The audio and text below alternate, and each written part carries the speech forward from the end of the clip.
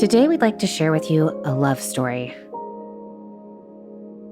It's late 2015, and Major David Lemanowicz found himself stationed in Bagram, Afghanistan. And one day, he sees a poster on the wall that captures his attention.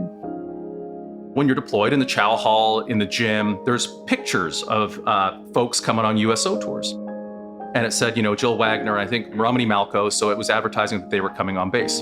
And 1 minute later, hold on. I dated a Jill when I was a hockey player in Greensboro, and I think this is the girl. They had gone on 3 dates 17 years earlier, when they were much, much younger. Both had been infatuated with each other, but as these things go, they were never serious. But now, Dave had a second chance. So fast forward, next day, there's a little break in the action. So I quickly went up, said, "Hi, Jill. My name's Dave. You're from North Carolina, right?" She goes, "Yes." I go, "A little town outside of Greensboro?" She goes, "Yes." I go, "Did you ever go to any Carolina Monarchs hockey games?" She goes, "Yeah." I go, "Do you remember dating the goalie?" So Jill looks at him, remembers their past, and then... I was kind of like, so this is where you've been, right? Turns out that their relationship hadn't ended in a, well, graceful manner. So this is why you couldn't call me and say, "Hey, I'm leaving. Maybe I'll never see you again, but it was nice to meet you," like a gentleman would do. Dave apologized profusely, and later that day, they sat down and started to talk. Just getting caught back up, just kind of figuring out what he's been up to and obviously what I've been up to. A short conversation turned into a long one, where they immediately felt at ease with each other, even more so than when they had first started dating all those years ago. It felt almost magical. And then he walked me back to where I was staying, and it was like, well, good night. I remember I told him, I said, "Well, stay safe." And then we didn't see each other again until 3 years later. It just wasn't the right time. But don't worry, this romance has a happy ending. They bumped into each other 3 years later, randomly, in LA. And 3 months after that, were engaged. It's the classic boy meets girl, boy ghosts girl, boy reunites with girl in Afghanistan, boy doesn't stay connected with girl, boy bumps into girl again, and, well, you get the picture. Jill Wagner was raised in a military family and has spent 15 years acting in a wide range of films and movies, ranging from Hallmark and Great American Family romances to reality television. Major Dave Lemanowicz started out as a Canadian semi-pro hockey player and is now an Army Special Reserves officer serving in the Pentagon. In today's episode, we chat with Jill and Dave about their romance, why service is so fundamentally important to them, why they named their firstborn daughter Army, yes, you heard that right, and how they're giving back to their country through their co-creation of the upcoming television series Lioness. I'm Carrie Viro-Heikes, and this is Army Matters.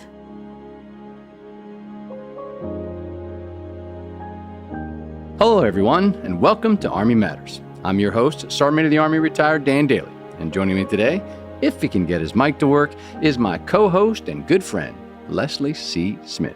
Hey, Dan. How are you today, brother? How's everything?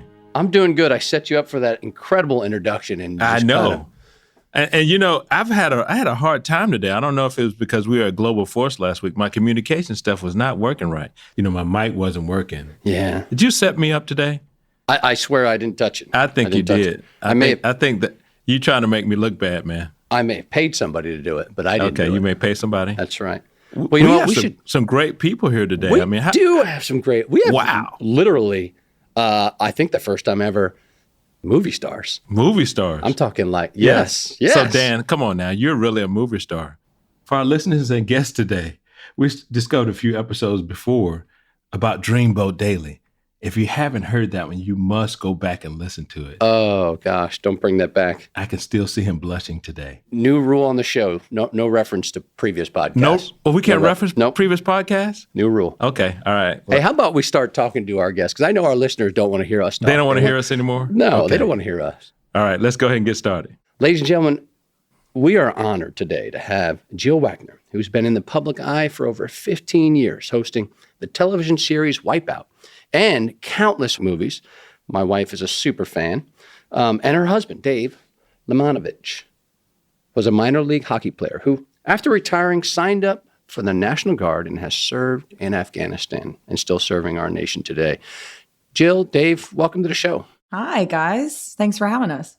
Hi, thank you for having us and hosting us. We appreciate it. Well, they're actually on vacation in Florida right now, and they've taken the distinct opportunity to give us a couple moments of their day. What's the weather like down there, guys? Perfection, 75 and sunny. Wow. I don't know, Dan. Would you jump on and do a podcast with somebody if the weather was 75 and sunny? I'm thinking we should probably go back and renegotiate our contract with our producers. I think so too. They should have had shipped us down there to do this podcast. I think that's a great idea. Come on. Yeah. We could. But our producer's saying no. Sorry. Absolutely. So, Jill, if we could start with you, please. Now, Sure. You have a history of military in your family. Can you talk about that for us? Yeah, I do. I came from a long line of men in the military. My grandfather, my uncle, my father, all Marines.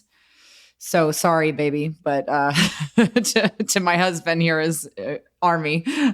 Well, we're all in the Army, so you're saying sorry, yeah. baby, to three of us. Yeah, that's right. Yeah, we won't hold that against it. We like Marines too. We do. But yeah, so was raised by Marine, and my father's very proud of that. Excellent. Your grandfather fought in World War II, didn't he?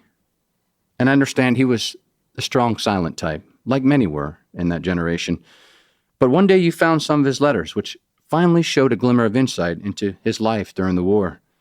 Can you tell us a bit about those letters? Yeah, I was going through my grandmother's basement and trying to help her organize, and I came across this box of all these old letters. And one in particular, I just remember it was so lovely. I mean, he was on a boat. I don't recall exactly where he was. He was on a ship somewhere, and he was just talking about how they were playing this song over the speaker, and he was out there writing this letter, and he was thinking about all of his buddies and this time in war. And just, I don't know, he just set the scene so beautifully, but it was also obviously kind of sad. But yeah, just going through those letters and hearing about his time and how much, especially that he missed my grandmother. They were married for, I think, almost 60 years. So they had a beautiful romance, and it was all romantic and sad at the same time. I remember growing up, and my mother had every copy of every letter that she wrote back and forth to my father while he was in the military. And many of our listeners today, the younger ones, of course, couldn't even fathom having to write a letter and wait months for a return, right? So it was really special when you got one. Yeah, it was. It was a big deal when I first joined the Army to get a letter, and I could imagine the impact those had on your life. I was looking at, we were going through some of our stuff, and I think I still have all of those from Desert Shield, Desert Storm, and other deployments before we could do what we do today. But Dan, what do you think? This could be a potential movie. This could be a movie. We could break all those letters out, and maybe you and I could get a little revenue off No, this. I'm talking about Jill's folks, not us. Oh. Yeah, I think that would be a great story. Letters from the front or something like that. Way to keep it in-house, Yeah. Dan. Letters from the front, yeah. Yeah. Now, Dave, let's go over to you. Your family's from Poland, and we know the people in Poland have suffered through a lot of turmoil throughout its history. Did your family history push you towards a life of service, or was it something else? Yeah, for sure. My mother and father, well, everybody before them as well, were born in Poland. They came over actually to Canada in 1973. They both escaped communism, and prior to that, I had two grandparents. One was in a labor camp and one was in a concentration camp. Throughout my family, there's been survival through Nazism and communism. And while I was in Canada, the reason I ended up in the United States is I was a hockey player. And so that took me to the minor pro leagues in the United States. And I came at a crossroads when I was 32 years old, down in South Texas. And it was time for me to stop playing and find another occupation. It was actually through happenstance. I met a lieutenant colonel at a career day where I was there in the capacity representing my hockey team. I was a goaltender, so I had sort of flashy gear, and the kids found it interesting. And all of a sudden, out of nowhere, through the PA, it was announced that Coach Gonzalez, the high school football coach there, challenges Killer Bees goalie David Lemanowicz to a push-up contest. And I was like, dressed really nicely, dress shirt, slacks. And look, I was a pro hockey player. I was strong, but I mean, I didn't do bench or push-ups. Like, I get to what's called the ROTC booth. And I say it that way because at the time I had no idea what ROTC was. He hands me a rucksack. It was, 40 to 50 pounds. The old school one, right? The green one from Vietnam. Right. And I said, what's this for? And he goes, well, you got to do the push-ups with the rucksack. And Rucksack I said, on your back. In my head, I thought, are you insane? Like, I have no idea if I could do 3 or if I could do 25. Anyways. So long story short, I end up doing 42. I beat Coach Gonzalez. He did 27. And Lieutenant Colonel Dean, the professor of military science at the University of Texas, Pan American, slaps me on the shoulder and he goes, that's Ranger material, son. And I said, like, New York Rangers? Like, I had no idea what the Army Rangers were. True story. I had no idea what the Army Rangers were. You thought you were going to the pro leagues right there on the spot. I said, maybe this guy's a scout too, like in his off time, In October 2008, after I completed basic training, within 5 months from my enlistment date, I became a citizen of the United States. And I realized at that point how lucky I was, not only to be serving, but to be living in the greatest country in the world. Canada was a great place to live. But when I came to the United States and I got to know the Constitution, I got to truly understand what freedom, liberty, and the pursuit of happiness actually meant. Yeah. I just felt so proud to serve. And I realized that the isms of the past, the Nazism, the socialism, the communism, how damaging they were to the world and to every society. It meant so much more in terms of my family's history and what they fought through. And it made my service seem so small. And to this day, I still think it's very small, but I still feel like if I have the opportunity to do my part, I'm going to continue to do my part. That has to be one of the most unique I fell into the Army stories I've ever heard. Yeah. Push-ups, right? Yeah, push-ups. Yeah. There's always a way someone gets in the military, and that one is extremely unique. What I want to do for our listeners is, how do we get a hockey player gone Army and a actress together in life? How does that, why don't you dig into that? So we met when I was 17 and I snuck out of my house. Really? My dad hates this story, but I did. I climbed out of my window and I went to go play pool at this little local pool hall. And David and one of his hockey buddies just happened to be there because I think you guys were playing a game in Greensboro, right? Right.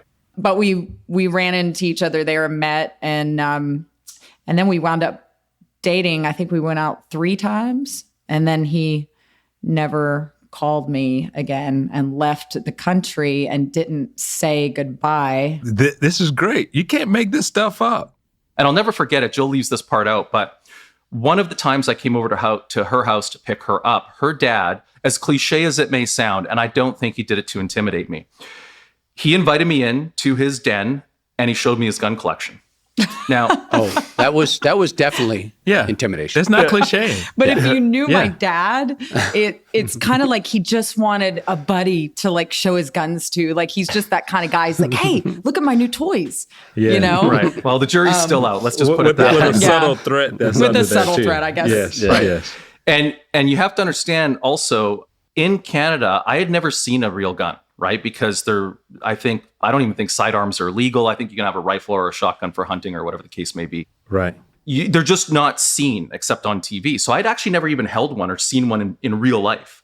Okay. It was a real kind of like moment for me, like, oh, I'm in the United States now. And by the way, there's another little moment from the first time he picked me up because for some reason I told him that my favorite cereal was Lucky Charms during our conversation at the pool hall. And so he shows up with a box of Lucky Charms. I opened the door. David. I was like, Wow. What? Wow. He listened. He's a man. So That's he great. was interested back then. He was interested way back then. It only took 17 years. years to bring that together.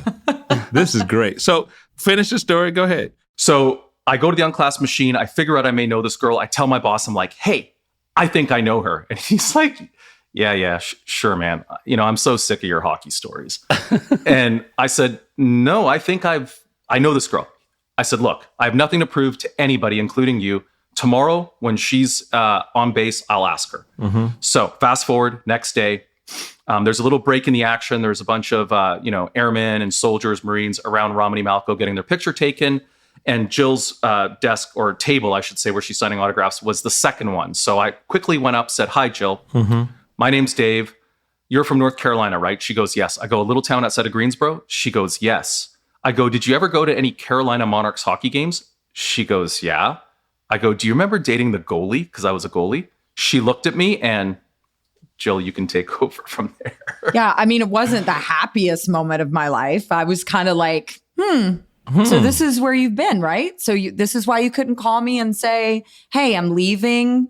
Maybe I'll never see you again, but it was nice to meet you." Any kind of like a gentleman would do. Ouch. But I had some words, and then I got over it. And then we talked that evening, like he, just getting caught back up because he had a daughter at that time, just kind of figuring out what he's been up to, and obviously what I've been up to.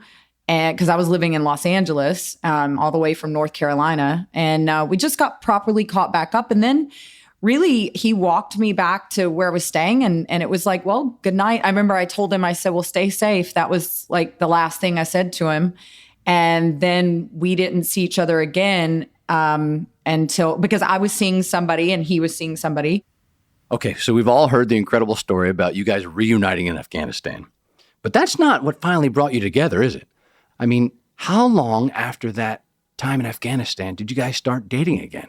So we didn't see each other again until 3 years later. Wow. Where he walked into a restaurant in Los Angeles that I was walking out of. So literally it was like the two ships crossing in the night. Is this chance meeting? This is chance. No, this is not chance. This is not chance. I don't believe in coincidences. You didn't get it right the first 2 times, so this is the third time.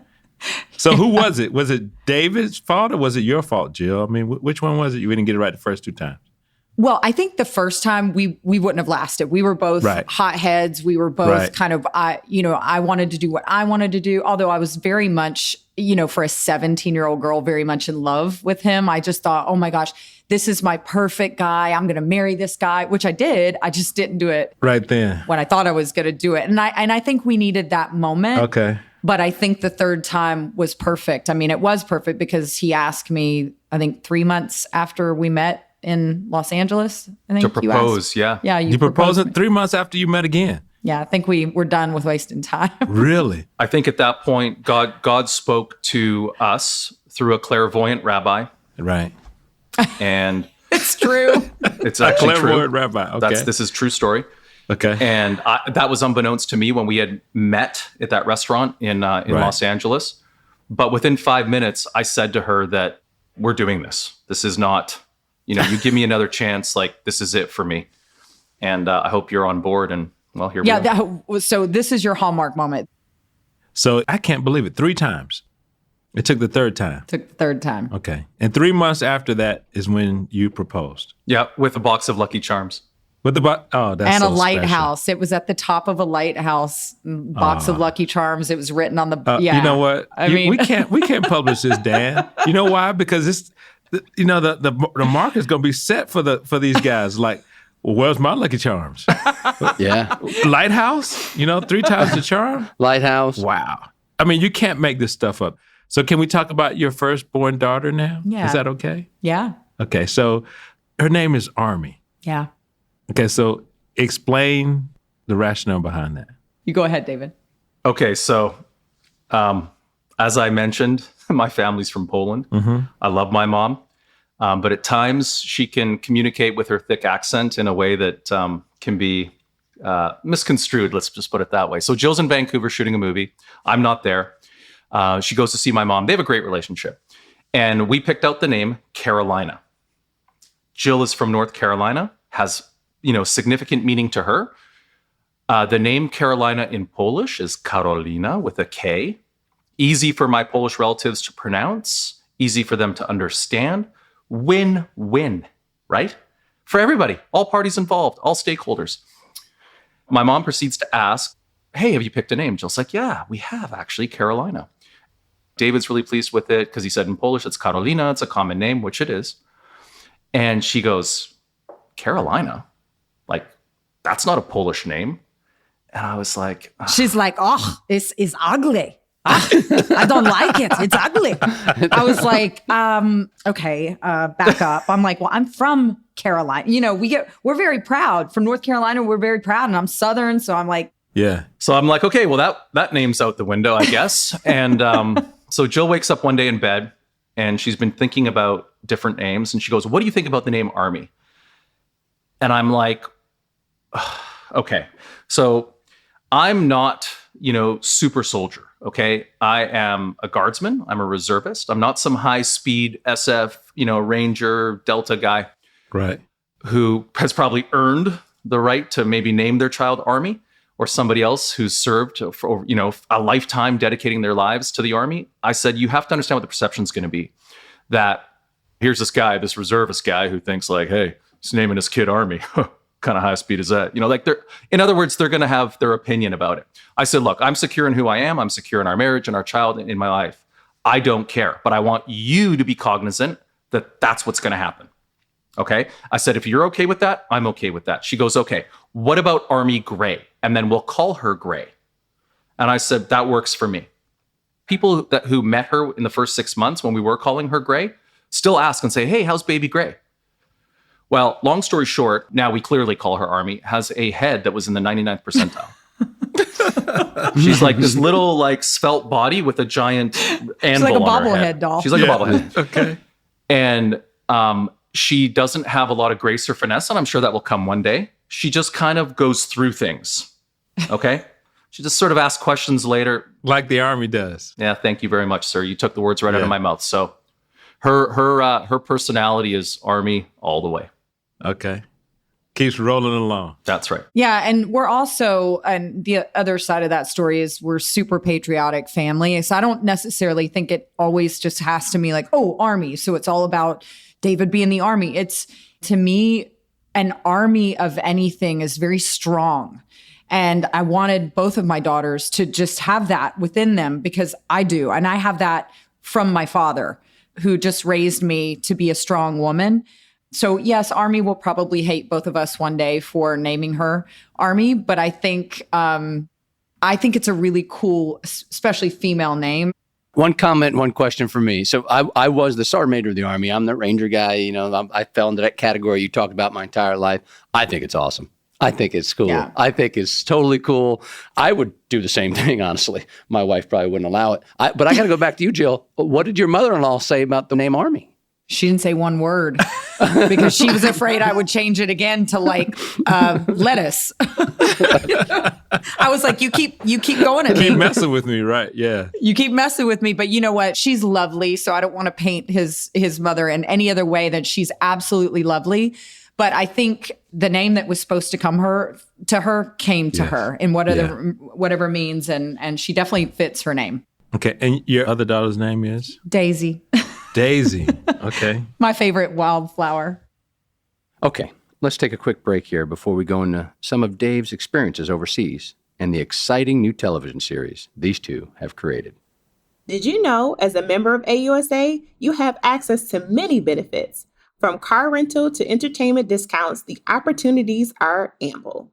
Visit ausa.org/benefits to learn more. We're back. And before we dive into more conversation that will probably turn into movies someday, David, I think you need to say a quick disclaimer for our listeners. So because I'm working for USO right now, I work in the G3 SOD at the Pentagon. I'm fully transparent with my chain of command about, things that I do in my personal life. So I just wanted to make sure that, my views today represent me in my personal capacity, and they don't reflect the views or opinions of USO or the United States Army. Excellent. Now, I want to talk a little bit more about Afghanistan. What would you say was your most challenging moment while you were there? Well, I think when we lost that KC-135. Mm-hmm. So in 2013, you may recall, we lost 3 aircraft, sort of back to back to back. Yeah. We lost an F-16, then we lost a Boeing, and then we lost a KC-135 over the border of Kyrgyzstan and Kazakhstan as it was on an air refueling mission on its way into Afghanistan. And I was, as a special agent, I was the one who got the tap on the shoulder and said, you got to respond to this crash site in the mountains of Kyrgyzstan near the Kazakh border. And we lost 2 pilots and the boom operator. So we lost 3 airmen. And it was a chaotic site, not just the loss of those lives, but obviously there was the recovery of sensitive material and different things. And I'll never forget when the PJs came in, I greeted them. Yeah. They flew in from Bagram. And I'll never forget, the PJ introduced myself, said, hey, I'm Special Agent Lemanowicz. He goes, here, carry these. And it was 3 American flags. Yeah. And we got back on, I sat on the back of the ATV covered in mud, but I put those flags underneath my jacket so they wouldn't get dirty. And we went to the crash site and they started to do their work of recovery. And I was the one holding those American flags before the PJs put them on the bodies of those airmen that we lost. Can you tell our audience, what does PGA stand for? What do they do? Sure. So in the Air Force, they're pararescue men. Right. So they're part of Air Force Special Operations. And they specialize in, well, many different things, not just, sort of tactical raid stuff, but their primary purpose is recovery of personnel and equipment and response. Troops in combat or troops in contact, they'll respond to that as well if there's a need. But they're a critical part of AFSOC. I don't think a lot of people know what PJs do. Yeah. For the Air Force, we know about what Army Rangers do and Special Forces and Delta. I mean, there's movies and Navy SEALs, but I think the PJs and folks in AFSOC are a little bit underrated. Yeah. Be nice to actually see a movie made about those guys sometimes because they're top notch as well. But it is tragic that we lose so many good members of our military. And thanks for sharing that with us, David. Yeah, it was really sad. I mean, there was it was a catastrophic failure. We didn't know what happened at the time because the plane just exploded at 22,000 feet. Like, was it a terrorist attack or, it could have been anything. As an investigator, you learn not to rule anything out. So Dave, while you were in Afghanistan, I think you met some interesting female operatives and learned about the Lioness program, right? Can you tell us more about how that led to the series that you and Jill are developing? Yeah, sure. So the genesis story of Lioness was Jill asking me about some of my experiences in the Army and serving as an Air Force OSI agent, Office of Special Investigations. My immediate response was, there's really nothing remarkable about anything that I've done. But she kept pulling on that thread, and what she was able to extrapolate from what I shared with her was that I worked with some incredible women. I worked with an incredible CI agent that would come back from source meets and be like, I can write 3 reports off this. Whereas in my mind, I got back and I'm like, those guys just wanted a free meal. So she was amazing. I described her work with me to her. And then there was another MI officer that I went through Fort Huachuca with that was just like a superstar soldier. Off the charts in her PT test, great briefer, really like socially engaging. And so I shared that with her. And lo and behold, long story short, Jill's like, we need to take these stories of these women in the military. We need to put pen to paper. Then I started also talking about the Lionesses of the early days of the Iraq War from the Marine Corps. There were actual Lioness teams, and that's where the name comes from. There's so many ways you could take this thing, not that I can give you any other ideas, because there's a lot of people that you can cover that you can turn into the Lioness process. I mean, we're just finishing Women's History Month. It's just so many different topics of things that I think you can do.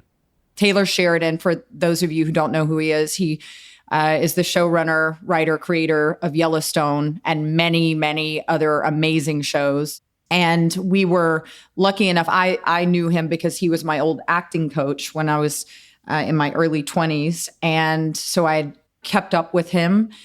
And when David and I kind of came up with this premise in our backyard on our farm with a bonfire. So Jill, is this new series Lioness a conscious decision to take your career in a new direction? To dive into more stories with military themes? Yeah, it came from a conversation really about me at a point in my career. I'm in my 40s and it, for women in my line of work, it's a little difficult because we're judged not solely on our looks, but a lot. I'd say 95% on our looks. And so, for me, it's always been like, well, look, I might be coming to the end of my career, and what is it that I really, really want to do that I haven't done? I said, well, I want to play someone in the military. I think ultimately I wanted to make my father proud. I wanted to do a project in which he would say, "Oh my gosh, this is incredible." And also on the flip side of that, I've always wanted to do something to give back to the military in a small little way. And I think because of my line of work, this was a perfect opportunity to give back in some way. Can you give us a sneak preview on when it's coming out? Yeah, absolutely. So we just wrapped shooting season 1. Mm-hmm. We're expecting a premiere sometime in the summer or early fall. It's a bit of a moving target, so I wish I could nail it down a little bit better for you, but I can't. On Paramount Plus. On Paramount Plus. Paramount Plus. Okay. That was a free plug there. Totally free plug. Yeah. Now I'm going to have to buy another subscription for my wife, another subscription on. She already has it, Dan. You just don't know it yet. She probably does. Actually, Dan, I think this is going to be for you. This one's going to for me. You're going to want this subscription. It's a really, really good show. By the way, just to let you guys know, we've got Nicole Kidman, we've got Morgan Freeman, we've got Zoe Saldana. Like, these are heavy hitters. It's a real deal. All the beautiful people. Yeah. All the beautiful people. And you're playing Bobby, right?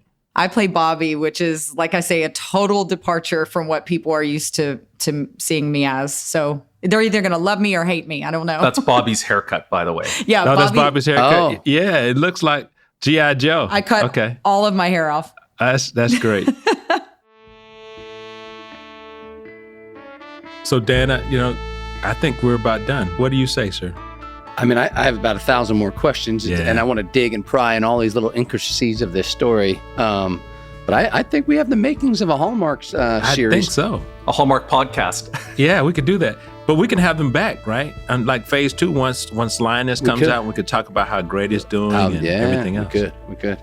Well, here's what I want to do. I know we're getting ready to close.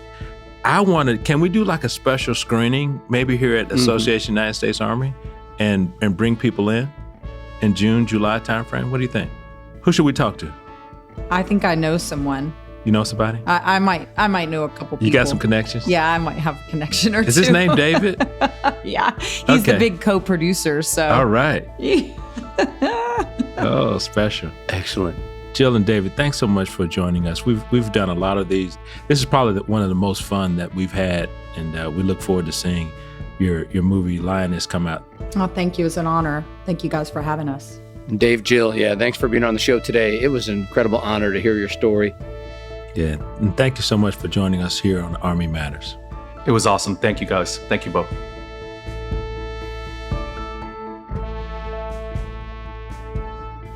We just heard Jill and Dave talk about coming up with the idea for Lioness around a bonfire. And in our latest chapter spotlight, we'd like to focus on a barbecue. On February 23rd, the Texas Capital Area chapter hosted a social event in conjunction with the Army Futures Command to honor 40 Sergeants Major. Attendees, including local community partners, were treated to a Texas-style barbecue as well as social networking. Providing remarks were Lieutenant General Ross Kaufman and Command Sergeant Major Brian Hester of Army Futures Command, and Chapter President Colonel Retired Gary Patterson. Finally, a special appearance was made by the next Sergeant Major of the Army, Command Sergeant Major Michael Weimer. Congratulations to everyone at Texas Capital. If you or your chapter would like to be profiled on the show, please email us at podcast@ausa.org. Hooah! To all our listeners, thanks for joining us. Army Matters is brought to you by the Association of the United States Army, the U.S. Army's professional association, member-supported, Army-connected. Visit us at ausa.org for more information or to become a member. Your membership helps AUSA continue to carry out its mission, educate, inform, and connect with the total Army, our industry partners, and supporters of a strong national defense. Today's episode was hosted by Lieutenant General Retired Les Smith and SMA Retired Dan Dailey, and anchor hosted by Carrie Barrow-Heckes. Anthony Del Call is the producer and writer, and Andy Bosnack is the supervising sound editor. Unzinga Curry is the executive producer, and the senior producers are Carrie Barrow-Heckes and LaSharon Duncan. Special thanks to Lauren Hall and Terry Perriman for their help. Be sure to subscribe to Army Matters wherever you get your podcasts, and please leave a review. As you know, we love seeing stars in the Army, especially if it comes in the form of a 5-star review. AUSA's Army Matters podcast primary purpose is to entertain. The podcast does not constitute advice or services. While guests are invited to listen, listeners, please note that you're not being provided professional advice from the podcast or the guest. The views and opinions of our guests do not necessarily reflect the views of AUSA. For questions or to provide topic recommendations, email us at podcast@ausa.org. I'm Sharon Duncan. Hope you have a great Army Day. Hooah!